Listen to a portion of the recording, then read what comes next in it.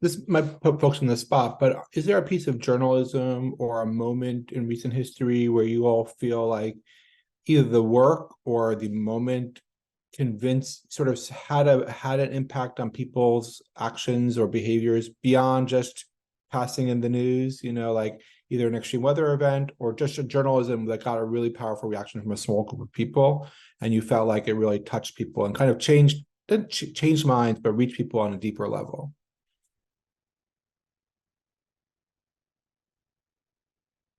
You can come back to that too, if nothing. We supported a project for a number of years. We've been supporting North Carolina PBS to run a series called State of Change about climate issues in North Carolina, and it's really important with climate stories, especially in the U.S., that you work with local newsrooms to do this because they understand their audience. That audience in North Carolina is not the same audience as California when it comes to talking about climate issues. And so we've been supporting it. And the first, couple series were about really the effects of climate change in North Carolina, coastal erosion and kind of, heat and farming and things like that. But the last two seasons have really been focused on what Kendra was describing, these kind of change makers, local change makers, people looking for kind of natural solutions to the very climate issues very specific to North Carolina. And what they found when they ran those stories is they did have a lot of uptake from the communities. In fact, people requested the short video related to kind of creating local, sustainable gardens, and they wanted to use that to help educate others on how to do that in their own neighborhoods or with their own communities. So a lot of those stories resonated and really were kind of calls to help people change, the way they live so that it could, limit or lower the effects or impacts of climate change. I feel like I'm kind of cheating here because one of the things that I noticed in moving from print to podcasting and now back to print is that there's an intimacy with your listenership that you don't really get with print. And also, nobody listens to a podcast, or very few people do, because it's 45 minutes. Nobody, who has a tolerance to listen to 45 minutes of something that they don't like? So generally, if you're getting feedback from listeners, it's generally positive, and even the ones that aren't that have valid, that have critiques, the critiques are usually very valid and very nuanced. And we also did an episode, like our 2nd year anniversary or birthday episode, where we asked listeners directly, hey, we've been doing this thing for 2 years. What have you done? And so I have a cheat in that regard, right? We literally did an episode.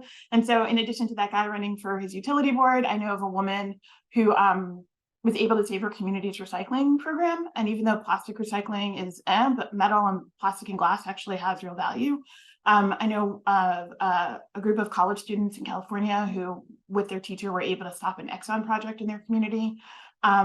We know people who learned about new fields of climate and ended up going back to school to enter into those disciplines. That part I missed a lot, that intimacy with the listeners, but yeah. So that's kind of a cheat, but yeah, so yeah. Great. I want to come back to, Peter, were you going to say something? Oh, I could mention a couple of things, just kind of thinking about impact. A couple of months ago, we did a couple of stories from India looking at the EV market, but in particularly the rickshaws, the tut-tuts. And part of what we did was we did 2 stories. One was kind of looking at, in general, the country and where it was, and, more of a traditional story.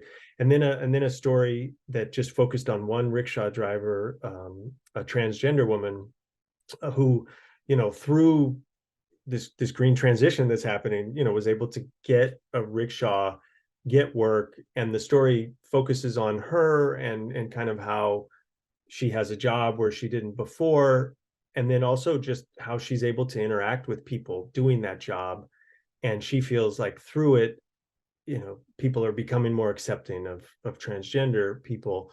And in a conservative country like India, that's a big deal. So anyway, we published those stories a few months ago, and we've heard from the charity that they've gotten a lot of donations and are going to be able to buy at least a couple dozen more rickshaws to donate to other people. So, you know, we see small things like that where you realize like the journalism can have an impact.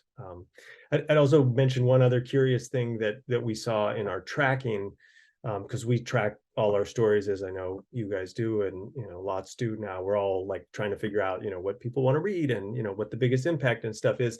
In July, when everybody was burning up because it was so hot, right? We're writing all these stories. The number 2 read climate story for all the month of July was a takeout on geothermal energy, and that really surprised me, because it's like I was moving from Phoenix to New York at that time, right? We're in the middle of 30 some days of 110 plus, and we're breaking all these records, and of course we're writing all this stuff. But one of the stories that resonated more than any of those was on geothermal, in your house. So that also really hit me of like, okay, readers, of course, they need the doom and gloom, they need to see the impact, they need, but there's a hunger for other things as well, I think. So anyway, I just mentioned those 2 things as impact.